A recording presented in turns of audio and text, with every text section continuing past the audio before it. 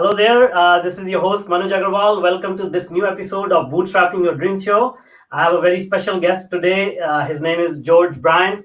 And George is a New York Times best-selling author and one of the most highly sought after digital marketing consultants in the world to teach his relationships beat algorithms approach to business.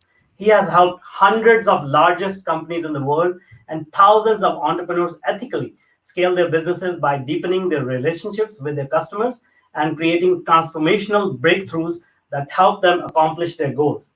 He believes a company's financial success is directly dependent on the amount of value they share before and after a purchase. Business is about relationships and touch points, and the companies who put relationships before transactions will win. That is the relationship beat algorithm approach. Welcome, George. Thank you so much for having me. I'm super excited to be here. Awesome, great. So one thing right off the bat, we notice about you, like I just cannot believe how much work, how much energy, how much focus you put in, and you take care of your community. Like I leave a comment at 2 a.m. and there is a response from you or your team within 30 minutes. I just don't know how you do it. How do you get that drive? How do you get that energy to serve at that level? Yeah, that's such a great question. And the really short answer is because I didn't always do it the right way. Mhm. And, it took me, I'd say probably 9 years as an entrepreneur to realize that my life was very difficult because I was focusing on all the wrong things. I was focusing on the bank accounts or the transactions or the conversions. And the last thing in my brain was customers. And yet, on the other side of it, I was the first person to bitch when a company didn't treat me well.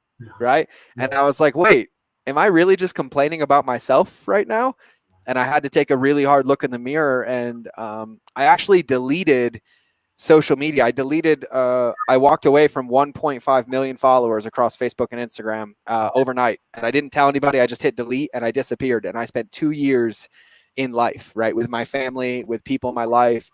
And I wasn't out there anymore. And it really helped get me regrounded in like, what is the purpose of business? What is the purpose of life? And what I realized is that everything I had in my life that was successful was predicated on relationships. And then very quickly realized that the only difference between social media or digital media and in person is that it's just a faster touch point of a relationship. And so it really helped kind of refocus my lens. And I just said that no business is ever built by convincing people that your product is the best. It's always built by enrolling people into their after state of their vision. And I kind of took that principle hard in the beginning and came out, and I had a lot of experience because I'd been an internet marketer for 8 years. I'd be successful, #1 app in the world, book, all that stuff.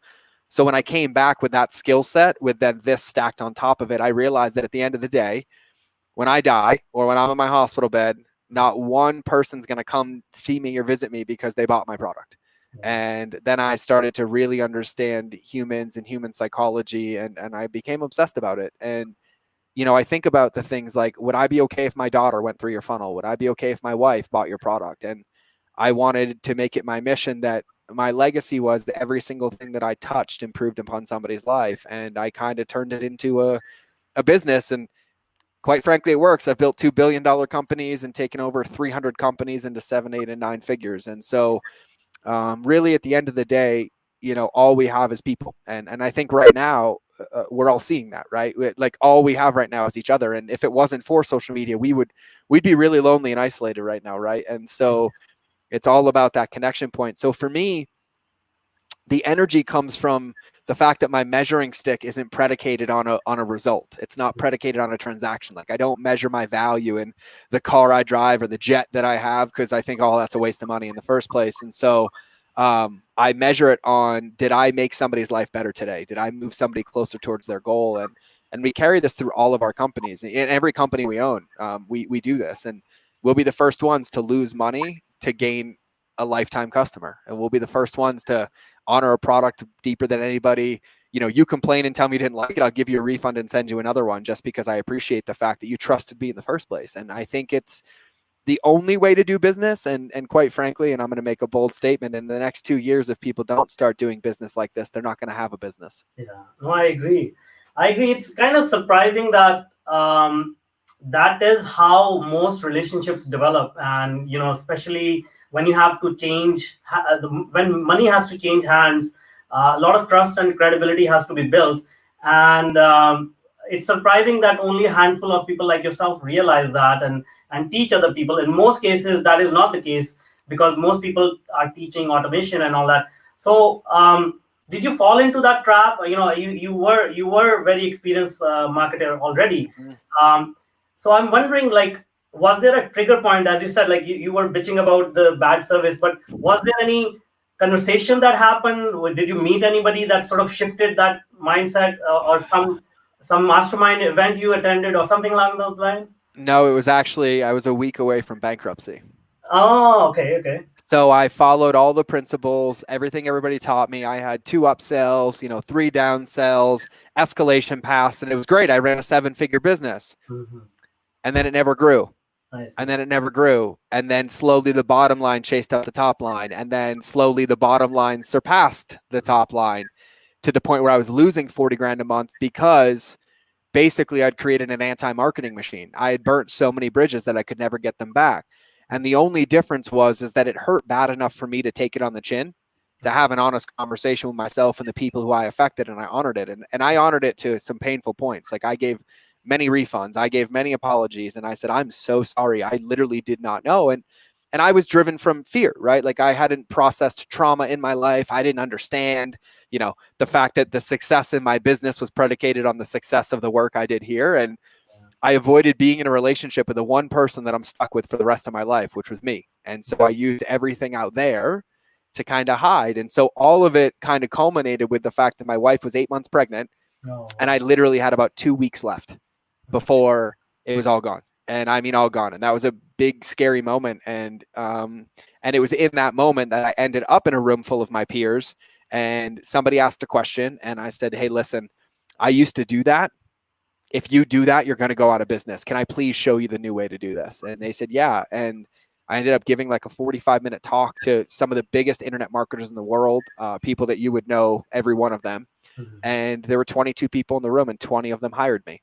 Oh, wow. That's amazing. And so it was in the moment of like self-realization and self-awareness and really self-forgiveness that I realized that, focusing on all the things I did wasn't going to make it better, but changing the way that I did it and leading other people through the right way was really going to make a big difference. And so that was kind of the big shift for me. And listen, it's not easy. Like, I probably leave $20 million a year on the table that I could easily get, right? It's a very morally challenging, kind of ethically challenging and integrity challenging thing. And I love it, because there's plenty of times where I'm like, oh, if we did that, I'm like, no, that's not going to work. Like, no, it's temporary, right? And I tell people, hockey sticks aren't businesses. Yeah. Launches aren't businesses, right? Like, and one of the mistakes that I made is that I was playing the business game year to year, right? Like, I was creating a finish line without playing the infinite game. And listen, like, now every one of my companies has 100-year vision, like far outside of me, far further than I will ever be here, right? Outlive some of my children potentially. And the reason that I tend to think like that now is because when I think like that, it eliminates the validation, the dopamine that comes for the temporary decisions or the tactics or strategies. And it makes sure that what we're building and what we're doing is progressing everybody forward, but also the companies and our impact and our mission, 50 years and 100 years from now. And so, yeah, it was scary. I mean, it was probably one of the scariest moments of my life. And I've been to war 3 times. I've lost 28 Marines. I've been in stuff that you never want to go through. Yeah. And none of them even came close in comparison to having a pregnant wife with my first child and 2 weeks away from literally not being able to feed my family. And so it was in that moment that I was like, and it was unpopular. I literally got ousted because I was like, hey guys, this can't happen anymore. And I was friends with all of them. And they're like, you're an idiot, you're dumb, you're whatever. I said, nope, because none of you are going to have businesses on your headstone, but you're going to have family members that know who you were and what you provided for them. And that's what I'm more interested in. And I walked away from I wouldn't consider them friends, but I walked away from pretty influential circles and put a pretty big target on my back. And I was just willing to hold it. And I haven't gotten off of it since. So. Wow, that's amazing.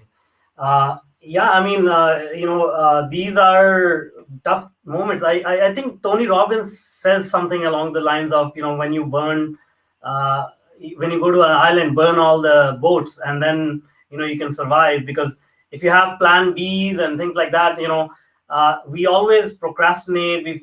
we screw it up somehow, but when our backs are pressed against the wall, that's when the real human in us comes out, right? Yeah, because you know what it does? It cuts all that. It cuts all the fluff out, right? It cuts all the things that we think are important. It cuts all the things out that the crazy beliefs or the paradigm beliefs that we had that like were running us, and it really forces us to get back into the driver's seat of our life and take a look at like, is this who I want to be? Is this what I want to create? Is this what I want to be known for? Is this what I want my kids to describe me as? Like, I had thoughts and visions of like, if somebody asked my daughter, what do I do? Would I be proud of what she said? And then I was like, no, because I don't tell my daughter what I do.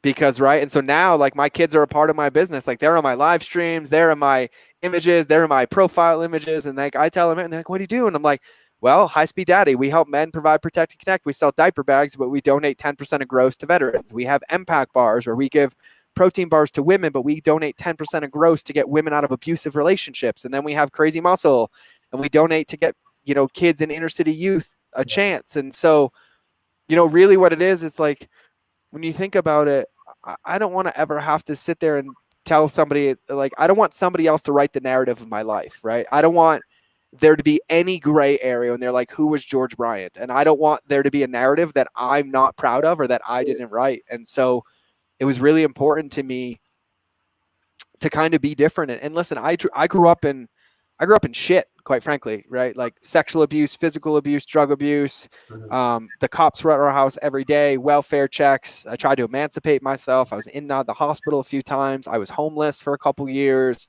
and I joined the Marine Corps to run away.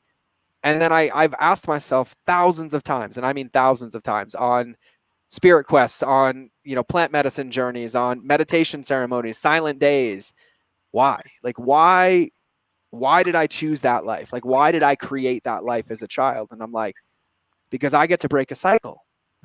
I get to break a cycle of addiction. I get to break a cycle of debt. I get to be the first one in my family to own a home, the first one to own a successful business, the first one to carve a path, and the first one to, instead of being so focused here and the pain, to heal the pain and then to use it to help other people so that my kids get to grow up in a different world. And that's where a lot of the drive comes from. And listen, I'm a machine, but there's days I'm tired. Like, I don't want anybody to think that I'm immune to any of this, right? It's that I just choose to suffer in silence. When things get hard, when I get scared, like when, like 4 weeks ago, I lost about $500,000 in one day. Okay. In literally pending contract deals that didn't close. And then between the three of my companies, we're down 78%, which means it goes from 5 figures a day to 3 figures a day. Wow. And so what did we do? Well, we cut our pay, we kept the employees' pay, and then we started giving out free product. Wow. Like, oh, you can't pay for it? Here, you can have it for free. We'll make it back in 6 months when all of this lifts and it's over, right? And so I still feel the same feelings that everybody else does, right? It's just I choose to go in and deal with them. I wake up at 4 a.m. and spend 2 hours in silence. And sometimes I don't like those thoughts. Sometimes I don't like that feeling. Sometimes I don't like what comes up. But in my experience in exploring those shadows is where clarity comes, responsiveness comes, growth comes. And so, I just try to choose to be a mountain and to breathe into it and to lean into it so that I can rewrite whatever it is that I rewrite. And, there's an entire world of opportunity, no matter what's happening out there. Yeah. Right. Like I'm still, and I can only speak for myself, but I'm still 100% responsible for how I react, how I respond, what I choose to do or not do. And I spend a lot of time contemplating those things. Yeah, that's great. That's great. Now, I just want to let viewers know, there's a lot of bandwidth fluctuation going on. So the video quality is not as good, but the audio is good. So as long as you guys can hear us, let's make sure that, we provide a lot of value through our content. But I apologize for the video quality. The bandwidth is like everybody's streaming these days. So I know. I know. I just checked on my end. So I made sure everything's good on our end. So we'll see if we can keep it clean. Sounds good. This notion about self-awareness that you brought up is magical, because I have gone through similar experiences. And, one thing that struck me was breaking that generational cycle, which has happened exactly for me as well. It wasn't, I had a rough childhood, and that was how it's supposed to be, like for boys especially. And that has been carried over for generations, and I had to figure out what the heck happened, like why did I choose that life.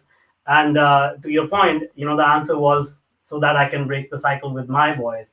Now, this notion about self-awareness that you brought up, like you really need to be so honest about what your shortcomings are, what your strengths are.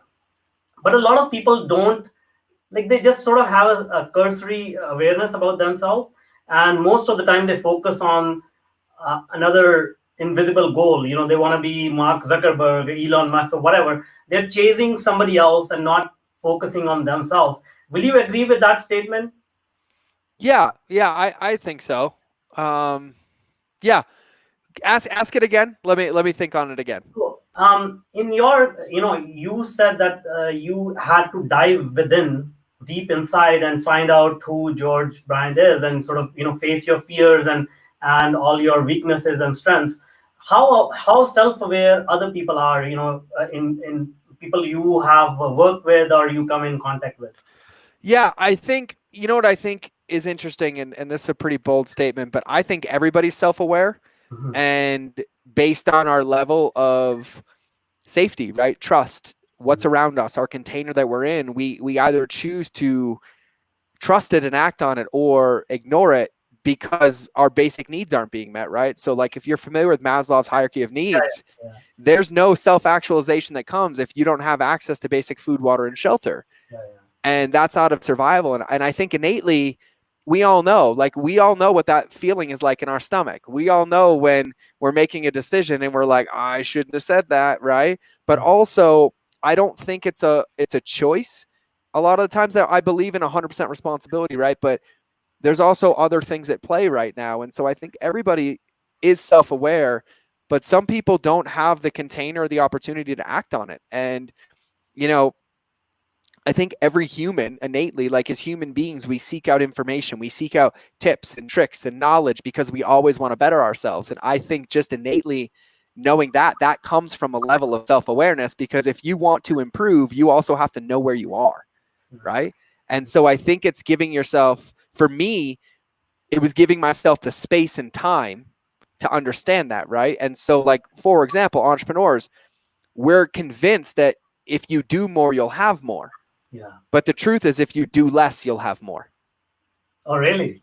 And it's such an interesting concept, right? Because if you do less with hyper focus and intention, you'll create better results rather than doing more of reactive and things like that. And so, one of my biggest areas of struggle is that I never gave myself the space to be aware.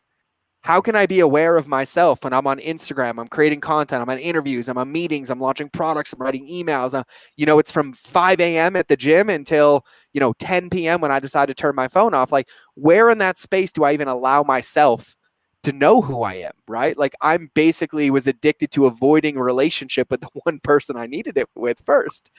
And so I think everybody's innately a human being, is self-aware. And I think what we have to look at is, how do we live in this world that we live in, but also create a container of space so that we can be in that relationship, to have that understanding and to have that space to be able to look within. And, I run a men's group with my amazing business partner, Stefano Stefandos. And, one of the things that we talk about, and we have really deep philosophical conversations, like Vedanta philosophy, like I'm talking about creation and quantum physics and things like that. But really the recurring theme that we coming up with is that at the end of the day, awareness is the win. Awareness is the finish line, right? And I think that when you give yourself the space to kind of be with yourself, to know yourself, to be in love with yourself, to give yourself the space to kind of fall in love with the things that happen up here, and here, and be okay with them, that is the finish line. Because when you're aware, you always have the ability to choose, right? And so I do really believe that every single human is self-aware. And most of us just haven't created the containers that have allowed that exploration or discovery to exist. And when you do that, sometimes I don't like what it's like in the dark. I'm still afraid of the dark in some of those moments. Like when it's 4:30 in the morning, like tomorrow morning, and I'm sitting downstairs and I'm outside doing a cold therapy walk in 20 degrees, which is like -3 Celsius for all you Canadian people. there's times where I want to quit. I want to walk inside. I don't like the thought that's coming up. I'm afraid of that feeling, but I also need to fall in love and have those shadows for light to exist. And so I tend to allow myself to kind of sit in it and be a witness to it rather than react to it or try to stop it or try to prevent it or try to push it down. And I credit my ability to maintain structure in the time now. Like, I mean, I'm losing about 60 grand a day right now that I don't have, right? Like I have credit card bills that I was like, oh, it's the first time in 10 years. I actually just can't pay it off right now. That's interesting, right? But I also credit my ability to be able to look at it as an opportunity and understand that that's just the field because of the space that I give myself. Because this morning I processed out a whole lot of scarcity, right? And I cried and then I was angry. And it was really interesting because nothing happened. It was just things that were going on up here. But at the end of it, when I took out my notepad and I started writing, I was so clear and confident on what I was doing, what I was creating, where we were going, how we were going to pivot. And so that's really how I see it. And I think for entrepreneurs, it's probably, I actually recorded a podcast on this on my podcast. It's literally the biggest mistake in business, and it's the one that's free to fix. And all it requires is a little bit of intentionality to be like, hey, you know what? Today, I'm putting containers on my day. I know, and let me just dispel this for every entrepreneur. There's no secret that we will always have something to do. That's the trap. Entrepreneurship is the never-ending to-do list. That is what we do. But if you allow that to be the truth, you are a slave to the entrepreneurship or a slave to the business rather than you being the owner and the visionary of the business. And so, you know, like I don't start working until 10 a.m. every day and I stop at 5 p.m. And in that I take lunch, I see my kids. And so in that time, I have to run 8 companies, produce a podcast, go live, take calls, run my mastermind, create content for my courses, write my emails, and do strategy calls with clients. And I only have a team of 2. Wow. Right? But when you start to put those containers on, right? And it's like, I could have a ton of people right now be like, I'm like, I need you to run a mile in 9 minutes. Like, I can't do it. I'm like, I'll give you $1 billion. They'll run a mile in 8 minutes. Right? Yeah, I can. And so for me, I put those containers on my day because they kind of force focus. They force intentionality. They eliminate backdoors and distractions. But that also means that when I wake up at 4 a.m., I have 6 hours of time to be with just me and the things that are in my life before I get into distraction. And this is where growth happens for me. Because like I find myself at 8:15, like wanting to pick up my phone. I'm like, nope, don't do it. I'm like, oh, what am I trying to avoid? Like, what am I pretending not to feel? Right. And, you know, it's very, very, but like Steve, you've had Steve on the show, right? Steve Sims, right? I'm sure if I asked 100 people that watch Steve for a week, can you explain to me how he gets done what he gets done? The answer would be no. Yeah. Nobody understands. He's omnipresent. He's everywhere. And I love Steve to pieces, right? But it's because he's intentional about everything that he does. He has that container and he respects that container. Jeff Spencer's the same way, right? The champion's mindset is about understanding that temperance, right? If you train to 100% every day, in a week you can't train anymore. And really the difference between an Olympic athlete and a regular athlete is that an Olympian only trains to 70%. I see. So they can come back tomorrow and come back the next day and come back the next day because they're playing the long game. So as an entrepreneur, yeah, it's really easy to go from 5 a.m. to 10 p.m. to 11 p.m. to 2 a.m., right? But that's the short game. Yeah. And when you play the short game, you create short results. And so for me, those containers and that concept of like really having the intentionality of that and the discipline to hold it. Because listen, when it's 4 a.m., the only person who knows whether I'm up or not is me. Yeah. When I say I'm doing an ice bath every day, the only person who knows if I do it is me. And that's where the work happens. Like being in a relationship with the person that like on this shoulder, it's like, do it. This is your, like, you don't have to do it. It's so comfortable in your bed. Nobody will know. Right. Like, and it's like that. And so it's something that I think is literally the most underutilized tool that entrepreneurs and anybody in their life has in their arsenal. And it's in that intentionality that results come. And that intentionality only comes when you have the space to figure out the path and then make sure everything you're doing is on track to get there. I mean, this is such a relevant point, and I think I want to emphasize on this is that a lot of time we say these things, we understand that we need time to think and clarify our thought process, and most of the time, in 99% of the cases, most people just squash it right away, say I don't have time. But now this excuse doesn't work. So this is the perfect time to put this into practice. Like, just as George said, like spending some time with yourself, with your thoughts, and just noticing what is going on. And maybe, George, do you have any other, like, you mentioned ice baths, you mentioned Yeah. a few other things. Do you want to, like, can you share a few Yeah. rituals that you Sure. do? Yeah. Yeah, I'd love to. And you know what's funny about that before I share? You know what's funny? If we went back 8 weeks and checked most entrepreneurs' Instagrams, they'd all be like, I wish I had more time with my family. I wish I had more time with my kids, right? And now they have it. And what are they trying to avoid? Yeah. Right? Yeah, that's called dissonance. Stop lying to yourself if you want to be successful. Be fucking honest, and then you'll achieve your goals. Because it's really, really funny. And then the other part that I like making, everybody right now, I'm watching entrepreneurs flip out, right? The definition of entrepreneur is somebody who loves uncertainty. We literally create roads that don't exist. We create products that have never been here. We literally jump into the black abyss, not knowing what's down there, trusting we're going to make it. And I was like, well, you're welcome. The entire world just turned into exactly what you've been working for every single day. So let's not pretend that we're not thriving right now, but really what the difference is how you're choosing to see it, right? And that comes down to practice. And so, for me, I'll share my my morning routine, because I am the guy that's like, meditation stupid, I can't sit still.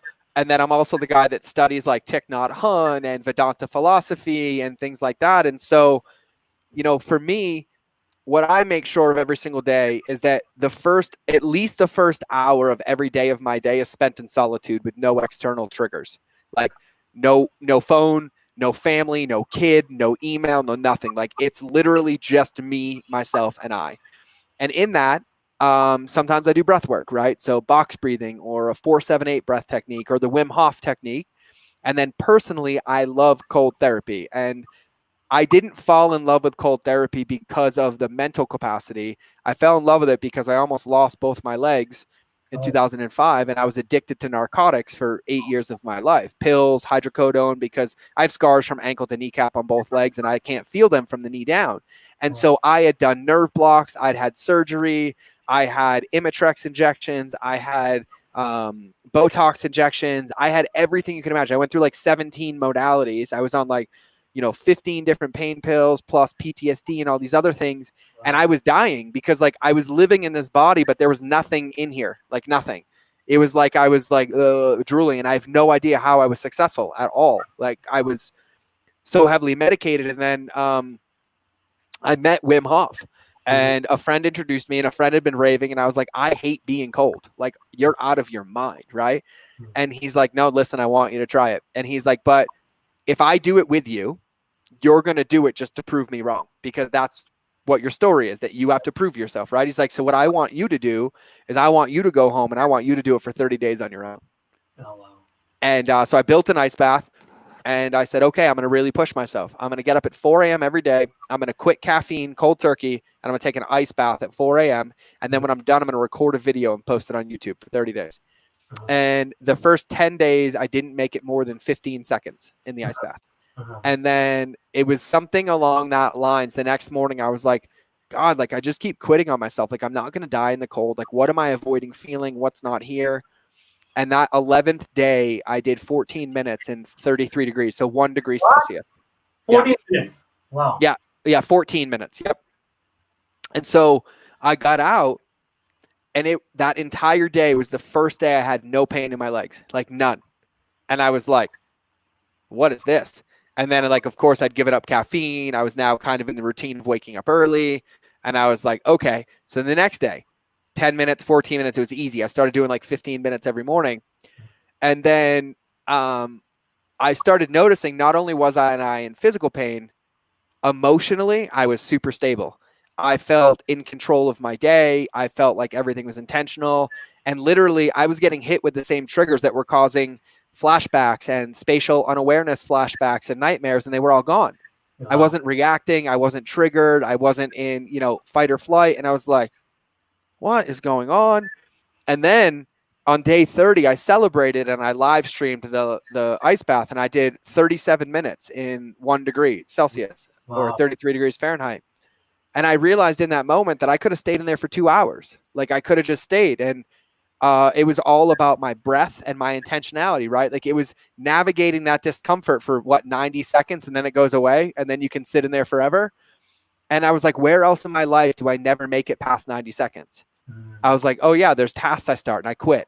There's things that I start and I stop. And 90 seconds is relative to whatever it is that it is. I was like, but I never give myself the opportunity to break past that discomfort. And so just so everybody knows, that's kind of where it came from. And so a part of my morning practice now is just making sure I'm intentional with my day and that I give myself the time and the space. And some days I take ice baths, some days I take cold showers, and I'm currently in the mountains. And so we just had 3 feet of snow. So when I get up at 4:30, I will put on a bathing suit and I will go barefoot and I'll go walk for 2 miles outside.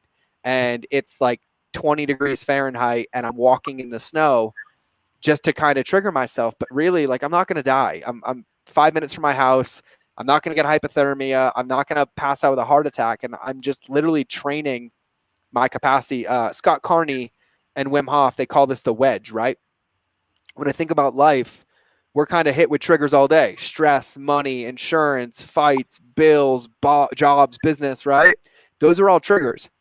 And what typically happens is we get triggered and we immediately react, right? Because we haven't trained our capacity to hold, to respond. And so that's what they call the wedge. So for me, every single time I do something that I don't want to do that makes me uncomfortable, I'm increasing the distance between trigger and response, right? My ability to hold. We call that the wedge. Got it. And I literally think that that's the reason that I'm successful, the reason that I'm in the current moment losing the money I am, and I'm like completely confident and smiling through it. Like, okay, cool, right? Like I'll run up a credit card, a line of credit, and then I'll fix it. And then I'm fine because it doesn't even trigger me anymore. And, there's days that I get past it. And there's definitely days when I don't have my practice that I feel off kilter. But my practice is really centered around simplicity. It's a little bit of space, a little bit of breath, and a little bit of discomfort in whatever container I can fit it in. And it might be 10 minutes, it might be an hour. And then there's days where I'm just addicted to it and I go 5 hours of silence and solitude, right? My wife's like, where are you going? I'm like, I'm going for a long walk. I'll be back at 9 a.m. And she's like, did you just walk for 5 hours? And I was like, yeah, with no phone and no music. Imagine that one, right? And she's like, what happened? I'm like, I kind of went on like a spiritual journey. I was like, I felt like I was on ayahuasca again. It's kind of nuts. I didn't even have to take anything. Wow. And that tends to be like my practice. And so we talk a lot about, practice in the men's group and in my businesses, with my business partners, with my students, everything. But I think what's really important is that the only perfect practice is the one that you do. And it doesn't have to look any way. Like my morning walk is meditation. My ice bath is meditation. Me sitting here after this call for 2 minutes, just being with my thoughts, is technically meditation, right? Because the definition of meditation is being present, right? To what's here, right? So there's times where like I'll be distracted in the day and I'll take 2 breaths and I'll like study my hand. And I'm like, God, it's nuts that like 100,000 miles of blood pumps through this thing every day. And I forget that it's there and I take it for granted, right? Like I don't acknowledge it when I have it, but yet if you were to cut it off, I would miss it every single day, right? And so when I think about practice, it's really just being intentional and consistent, right? Because consistency will always trump intensity. And the mistakes I made for years were like, I'm going to meditate for an hour a day. Then I'm going to do this 3-hour workout. And then I'm going to read for 2 hours a day. Then I'm going to journal for an hour, right? And I'm like setting the game up to fail from the get-go and missing the whole point, right?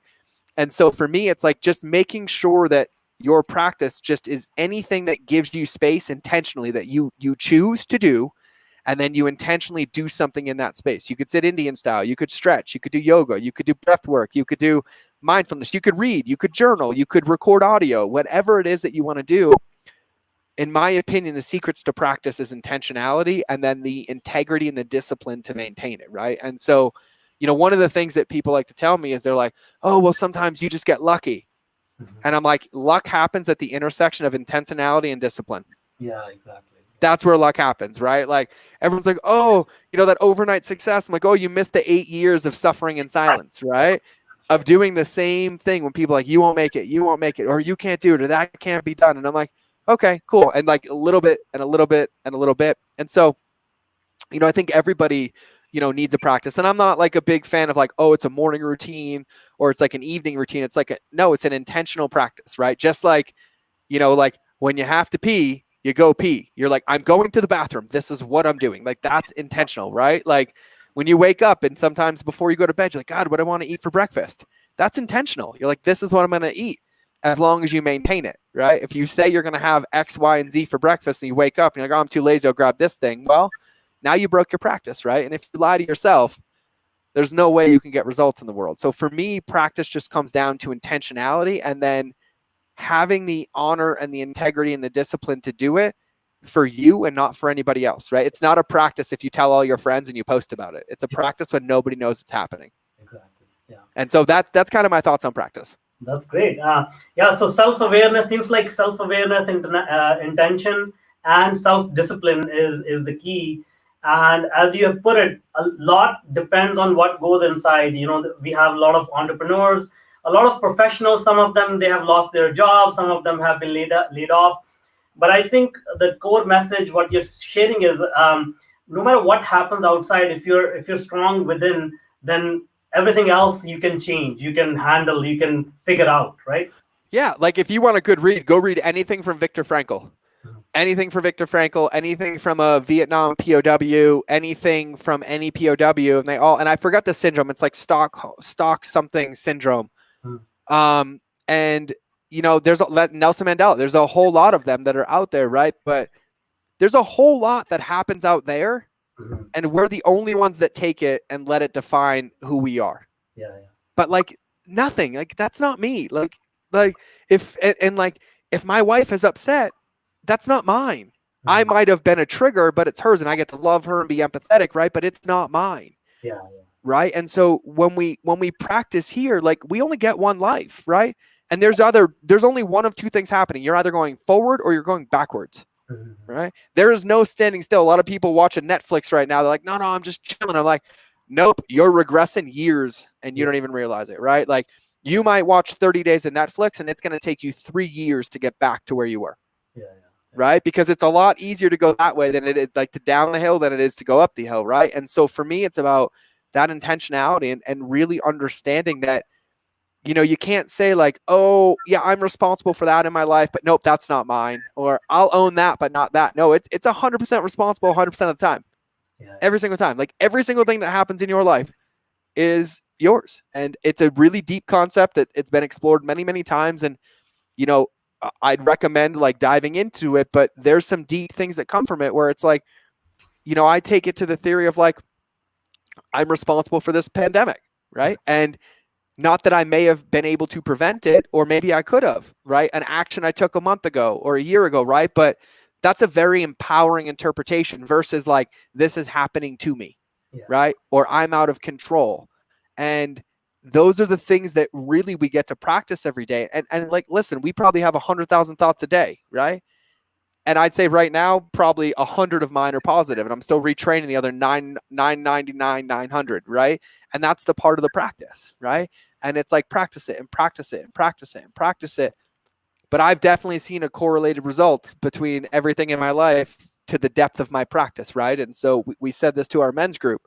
A lot of people were asking like, hey, the world's calling for leaders.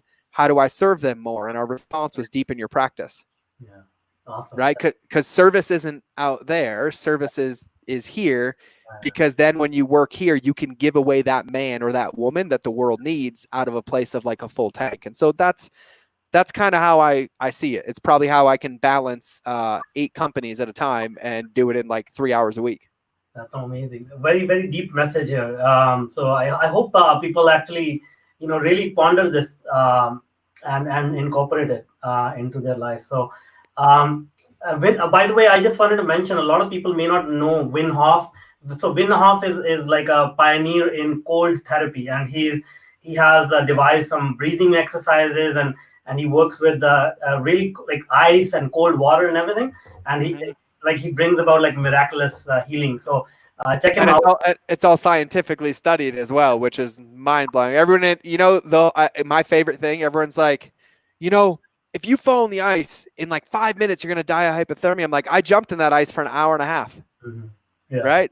Right. And it's really interesting, right? That's a part of it, right? And I don't want to call anybody a lemming or a sheeple or anything, but like I challenge every thought and belief. And not that I want to oppose it, but I'm like, who says that is true? Like, why can't it be different? Like, not to be in danger, right? But to think about what's possible, that that thinking, that thought process, like Wim didn't get to that point Mhm. by reading and believing what everybody else said. Wim went alone into the world and started trying things after he lost his wife and was a single parent to his children, and literally said he had no purpose to live. And he started exploring the parts of himself. He spent time in solitude and alone, and then found the cold. And then all of a sudden now the world has changed because of Wim Hof. And so it's a pretty powerful message, both in what he teaches, but also the Uh-huh. journey and where he got to where he is right now. Yeah. So the message is like, in each one of us there is a George Bryant, there is a Wim Hof. That trigger point of whatever that needs to happen in your life. Maybe this is the trigger point, right? Like a lockdown. Um, it's very unfortunate that most people will let this crisis go to waste, but not use it for evolving into their higher self. So I think that is the message of this episode, that you have all the time in the world. There's lots of information available, lots of help available. um, Incorporate that into your life and utilize this time to evolve into much better version of yourself, right? Mm-hmm. And it's a perfect time to do that. Now, I know we are way over time. Are you okay for You're one good. more? You're good. Oh yeah, we're good. Go ahead. I want to talk to you about relationships, because that is one. And then, in fact, I have one more question. Two. So let's talk about the second one first, because it's more relevant here. Self-discipline is a hard thing to come by, and I know you incorporate really understanding your why in the Lighthouse method that you teach, Mm-hmm. and that why is directly linked to your self-discipline. So Yes. can you help us understand what does this mean, this why? Yeah. And Yeah. Such a good question. Yeah. So one of the ways that I teach business or marketing is I use this lighthouse concept, right? So you've heard companies for years have missions and visions, right? Nothing like fancy words that mean absolutely nothing. That's basically how I look at them, right? So I built the lighthouse, and I use a lighthouse on purpose, because when a lighthouse is built, it has to be able to withstand hurricanes and gale force winds and storms. And the only thing that could ever go wrong with a lighthouse is that it has to turn its light off and people die, right? And so lighthouses are built to maintain for centuries, right? And so I use a lighthouse as an analogy when it comes to business, and I break it up into three sections. The bottom of the lighthouse is your why, the middle of the lighthouse is your what, and the top of the lighthouse is your how. And if you want to learn, like, I teach all this stuff for free, it's mindofgeorge.com. But the why is what's so important right now. Now, the why is the base on purpose, right? And so for me, you don't have a life and you don't have a business if it's predicated on a result, because that's not really a why, right? And so I split up the bottom into two sections: a business why and a personal why. The personal why is what gets you out of bed every morning, right? And I'm not enough to get myself out of bed. If left to my own devices, I will be lazy, I will overeat, I will binge watch Netflix, I will do whatever, right? And so for me, my why is to give my 15-year-old daughter the example of a man that she gets to marry, and my 3-year-old son the ability to grow up as a man that I didn't have, without the trauma, the abuse, and the drugs. And there's plenty of days that I think about addictions, that I think about going back, that I think about what it felt like to be numbed out and not have a care in the world, right? And in those moments, without my why, it's a really easy path to go back there, right? And so my why is my higher power, except my higher power is not out there, it's in here. Mhm. It's my determination to change the world for my children and what they grow up with, right? And so I make that the base of it. And in business, we have a why as well. And I tell people that the why of your business can't be predicated on a credit card, or else it's not a business. Yeah, It's just high-end prostitution. And that's not a business. That's not going to change people's lives, right? Like Nike's not like, just do it only when you pay me. yeah, yeah.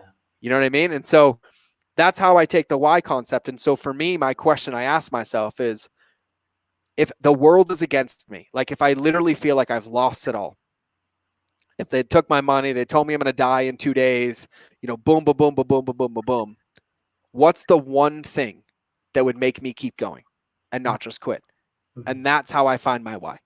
Awesome. That's how I find my why. And that is what goes at the base of every single thing that I do. And so I took my why and I wrote a mission statement for my life, which is where the lighthouse came from in business. But my mission statement was to stand with structure, in the face of resistance to create possibility.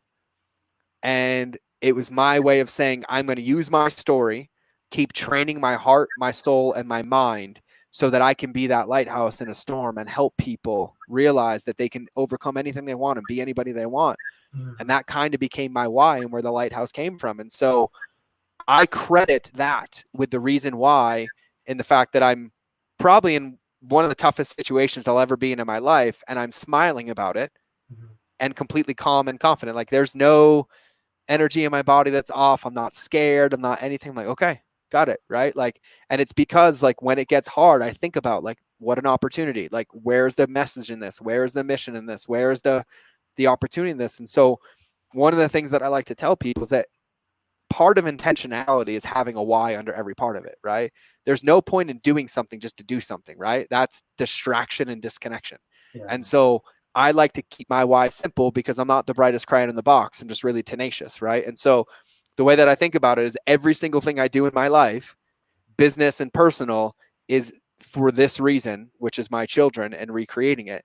And then I just made it easy. Every single thing I do in my business is for them as well. So I have one why for all of it. And so, yeah, when I go to the coffee shop and I realize that I want to go for a drive for 20 minutes just to be alone, I have to ask myself, why do I want to be alone? What am I trying to avoid feeling? And I was like, oh, because I want to be disconnected. Nope. I turn the car on, I go home, and I'm like, I'm hanging out with my kids for 20 minutes, right? Because of this why. And so for me, it's the difference between success and failure. And I'm not one that really believes in failure. I only really believe in failure. Like if you make the same mistake multiple times and you keep choosing to make it, then I'm like, okay, but that's not failure. That's choice. Right.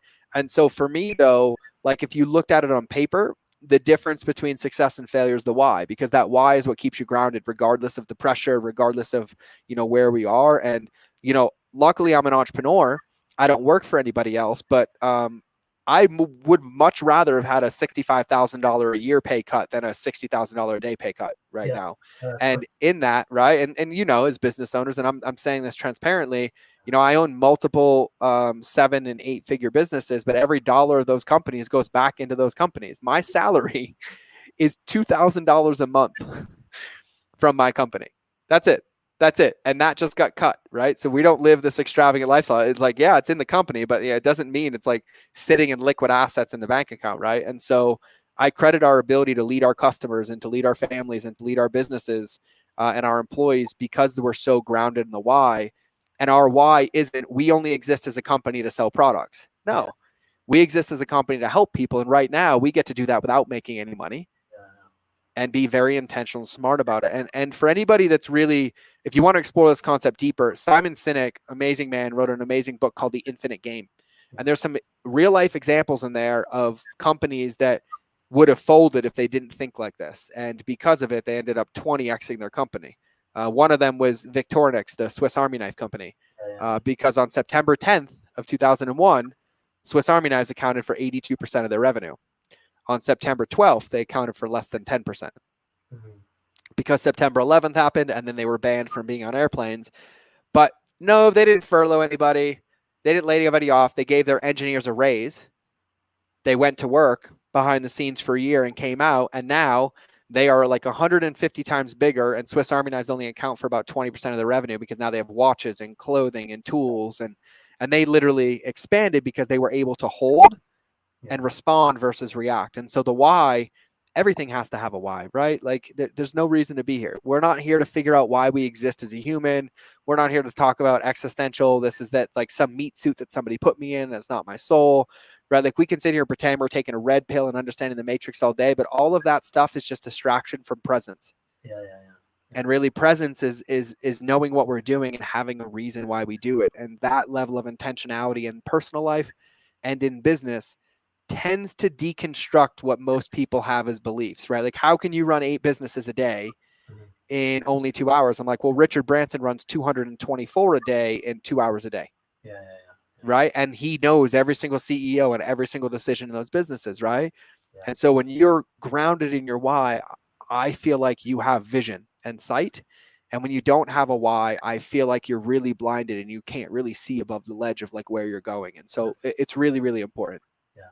So Very, very true. So, there are a few questions here in the audience. I mean, they're all talking about what they want to do, how they want to progress. But as you said, like really, if you can take anything from this talk, is first understand your why, because that will, once you understand that, the drive to go wherever, find your path, it becomes so automatic that Mhm. the doors sort of open up for you, right? The doors show 1000%. up, because otherwise you're trying to follow somebody else's path, and the doors that they are going through, they may not be visible to you, because you don't know what your purpose is. Yep. So if you get down to that level of understanding, then you will find your own doors, and they'll be very, very visible to you. And now one more question, if you have some time, Yeah, is please. about relationships, because I know you emphasize that much deeper. How do you build these relationships, especially if, like, I'm an introvert, I had tough time building relationships. Even when I remember when I talked to you first time on Facebook, I named you incorrectly because I was sort of like all over the place. So these kind of clumsy things happen with the introverts like myself. So how do you build these relationships? What is your method of doing this? Yeah, and I got to give you credit too because I loved it. It was an opportunity and you came to me and I was like, "Hey, this is how you'll have a relationship with me because this is my container." But you're not really an introvert. I'll tell you that right now. I know you're not. But what I love about you is you're like, "Okay, right? You didn't get defensive. You didn't, oh, what an opportunity. What an opportunity." That's why you're good at relationships, right? The secret to relationships is authenticity, right? Like raw, unapologetic authenticity. Like I could sit here all day and I could tell you that I've consulted the biggest companies in the world. I've built billion-dollar companies. I own all of them. And I could make it appear anyway. And I'm like, no, I struggling to pay a credit card for the first time ever. And yet technically I'm a multimillionaire, right? Like there's a whole lot of things, but that's the only thing that creates a container of trust, Yeah. right? Because listen, we're humans. We know we all have spidey senses. You can smell bullshit from a mile away. And it doesn't matter if it's in written word, visual, audio, video, or in person. You can smell it, you can see it, you can taste it, right? And so there's nothing wrong with being an introvert, right? And so first thing you have to ask yourself is why do I want to build a relationship, right? And if the answer to that isn't because I want to help people, it's normally because I want to avoid something or not be in something or I want to do something, right? So it first starts with understanding why you want to do it. Yeah. Then once you understand why, then you have a really solid ground to stand on. And then when you have conversations, you can have a conversation and be like, you meet somebody and you really want to talk to them and you're like, I don't know what to say. And I'm like, well, say that. Hey, listen, I'm an introvert. I really am interested in building a relationship with you. And I have no idea what to say to you. And I'm scared shitless right now. Wow. And every single person, and it doesn't matter who they are, would trust you in a heartbeat, right? Like that's Steve Sims in a heartbeat. That's Jeff Spencer in a heartbeat, right? Anybody who knows themselves will respect and love that in a heartbeat. Anybody who wasn't interested in a relationship in the first place. They wanted something or there was some sort of agenda there, right? And so the only thing you can control every day is you. And only you can choose to show up in the world how you choose to show up. And so my advice is be authentic because I have never met you in person. I saw you at Steve's thing and Steve's a friend and a partner of mine. Jeff's a friend and a partner of mine. I was like, this guy's got to be amazing. And then we start talking like, yeah, like I gave you feedback because I want to be your friend, not because I'm like, I don't want to, right? And I'm like, yeah, and you were honest with me. I'm like, God, I love this dude. Yeah, let's do a call. Let's do it. Let's do it. Let's do it, right? And I get requests for thousands of interviews a day and thousands of calls. I mean, maybe a year, I'm exaggerating, but in a year, I probably get hit up. We get 3 to 4 emails a day, 5 to 6 messages. Can I interview you? Can you do this? Can you do this? And we have to say no. And I just don't have that time, right? And so for me, the secrets to relationships are always just being on solid ground. The only way a relationship can be built is if the ground is solid. And that means you have to be authentic. You have to be honest. If you're scared, say you're scared, right? If you're having a shitty day and someone's like, how's your day? Please don't say good because I'm literally never going to talk to you again. Because we can tell, right? And I'm like, if we're going to be friends and you're like, hey man, how's your day going? I'm like, oh man, I'm happy, but I struggled a bit today. Thanks for asking. Right? Doesn't mean we have to explore. It doesn't mean I have to give you intimate details, but that is an honest conversation. Cause I'm like, hey man, it's great. You're going to be like, hey, your energy feels a little off. Right. And then that's a reason that you won't trust me or that you'll pull back and you're like, oh, and you'll start to mitigate how you handle me because I'm not being honest. And so for me, like you said a minute ago, I watch so many people go to the how, but the how can only be figured out when the why is there because it doesn't really matter, right? Like you could tell me right now you want to make pancakes. There's 100 different ways to make pancakes and the end result will taste the same. Exactly. It just depends on how you get there. And so if you know that your why is, I'm going to die if I don't eat pancakes, and I don't give you a pan, you're still going to figure out a way to cook them. Yeah, exactly. Right. And so I think that's a really important way to describe what you said, but also tie in relationships, because if your why is, I want to build relationships because I want to expand my network and I want to add value to their life and I want to learn from them. Well, great. When you meet them, you have to tell them that. And that's the only way that you'll establish quality relationships. And like, if I open the Rolodex on my phone, I honestly think that the only reason I have the ability to reach out and touch these people that most people don't is because, like, hey, what do you think? I'm like, I think that's a dumb fucking idea. Yeah. And they're like, do you know who I am? I'm like, yeah, you're Steve. Yeah. And they're like, I'm like, yeah, no, you're not a billionaire. I don't care about your house. I don't care the fact you own an NBA team. Doesn't matter to me. Yeah. I'm like, my answer is the same regardless, right? And it's a really, really good protective measure, because I will tell you right now, there's nobody in my life that isn't actually my friend. Cool. That's great. That's great. So that would be my answer to that. That's great. I think it brings everything back into the same sort of realm where we started with self-awareness, self-discipline, intention. Because as you said, building, having authentic relationships means you need to be comfortable with yourself. You need to be grounded. You need to be authentic. And if you're not self-aware, you're always trying to pretend to be somebody else. As you said, like you will give off that sense. People will smell it on you. So this has been such an interesting conversation. Thank you so much. We went way over time, but with us and sharing your experience, you've done tremendous things and worked with some of the best players in the world. Now, if people they want to reach out to you, how can they connect with you? Yeah, I try to make it easy. The best place to find me is at mindofgeorge.com, mindofgeorge. My podcast is there. It's free. I have trainings there for free. I have a Facebook group there for free. And my team and I, my team of 3, me and 2 others, will do anything in our power to help you. So you can really, and he will attest to this, you can reach out and ask us a question and we will respond. It is a rule in our company. I can tell you one thing, if you find a more active group, like more supportive group, Facebook group than George's, like I'm just blown away by the value you provide, the support you provide. Each individual comment is answered like within minutes. It's just mind-boggling. I just don't know. And 3 people do that. I have no idea how you do that. Well, and then everybody's like, how do you build 7-8-figure businesses? And I was like, and they're like, you don't even have social media. I'm like, because it's about depth, not width. Yeah, that's the secret. And so mindofgeorge.com. I'd love you subscribe to the podcast. I do 3 a week. We're going to go to 5 a week. I'll talk about this stuff and business and marketing and anything else you imagine, and anything you need. You can shoot us a message in our Facebook group. We will do anything we can to help you answer your questions or anything that we can. Great. Thank you so much, George. Thank you so much. Thanks for having me, Ben.